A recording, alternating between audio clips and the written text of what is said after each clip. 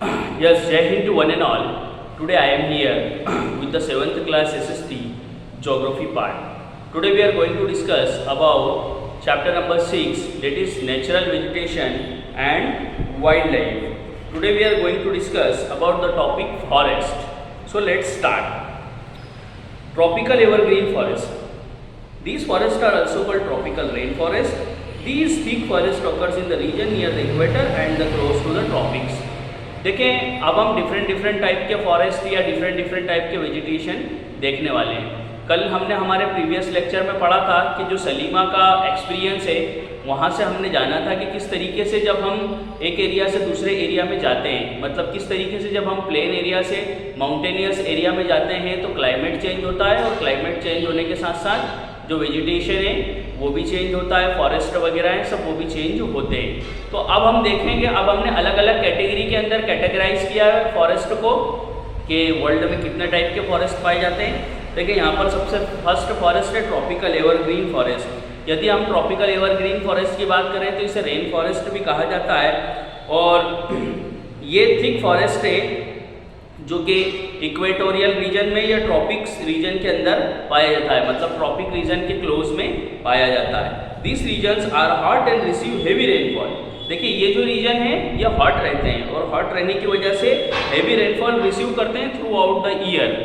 Okay, as there is no particular dry season the trees do not shed their leaves all together.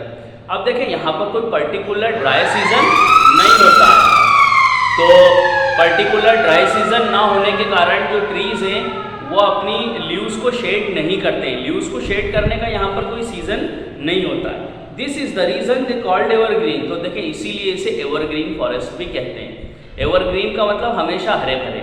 तो हमेशा हरे भरे तभी कहेंगे जब हमेशा हरे भरे हों, कोई पतझड़ का मौसम ना आए। आगे देखते हैं, the thick canopies of the closely shaped trees do not allow the sun light to penetrate inside the forest even in the daytime. Hardwood trees like rosewood, ebony, mahogany are common here. देखिए यहाँ के जो पेड़ पौधे हैं, यहाँ के जो पत्ते हैं वो काफ़ी बड़े बड़े होते हैं, तो इसकी वजह से जो ये थिक कैनोपीज है इसकी वजह से जो सन की लाइट है वो पूरी तरीके से अंदर नहीं आ पाती। इवन डे टाइम में भी जो सन की लाइट है वो 100% नहीं आ पाती है ना, कुछ परसेंटेज ही सनलाइट आ पाता है। ये कई जगह तो बिल्कुल सनलाइट नहीं आ पाती है। ओके, अब देखें यदि हम इस जंगल के पेड़ के एग्जाम्पल की बात करें तो यहाँ पर हार्डवुड ट्रीज पाए जाते हैं, जैसे कि रोजवुड, एबोनी, मैहोगनी, ये यहाँ पर कॉमन है।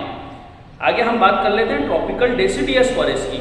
देखिए ट्रॉपिकल डेसिडियस फॉरेस्ट को हम मानसून फॉरेस्ट भी कहते हैं, और भारत के लार्ज एरिया में लार्ज पार्ट में यही फॉरेस्ट पाए जाते हैं, ट्रॉपिकल डेसिडियस फॉरेस्ट। इसके अलावा नॉर्थन ऑस्ट्रेलिया में और सेंट्रल अमेरिका में भी यही फॉरेस्ट पाए जाते हैं। This region experience seasonal change. देखिए यहाँ पर सीजनल चेंज होता है। Tree shed their leaves in dry season. इसके अलावा देखिए जो ड्राई सीजन होता है उसमें पेड़ पौधे अपनी लीव्स को शेड करते हैं। जैसे हम देखते हैं इंडिया में भी पतझड़ का मौसम आता है, जब पतझड़ का मौसम आता है तो हमारे नॉर्थन इंडिया में जो ट्रीज हैं वो अपनी लीव्स को शेड करते हैं। The hardwood trees found in this forest are. देखिए यहाँ के कुछ पेड़ पौधों की यदि मैं एग्जांपल की बात करूँ तो यहाँ पर साल, टीक, नीम, शीशम, इस टाइप के पेड़ पौधे पाए जाते हैं। ये सारे के सारे पेड़ पौधे हमारे एरिया में कॉमन है, हमारे एमपी में भी कॉमन है। Okay, now hard trees are extremely useful for making furniture. अब देखिए यदि हम बात करें हार्ड ट्रीज की तो ये हार्ड ट्रीज फर्नीचर बनाने के लिए बहुत यूजफुल है। Okay, transport and constructional material.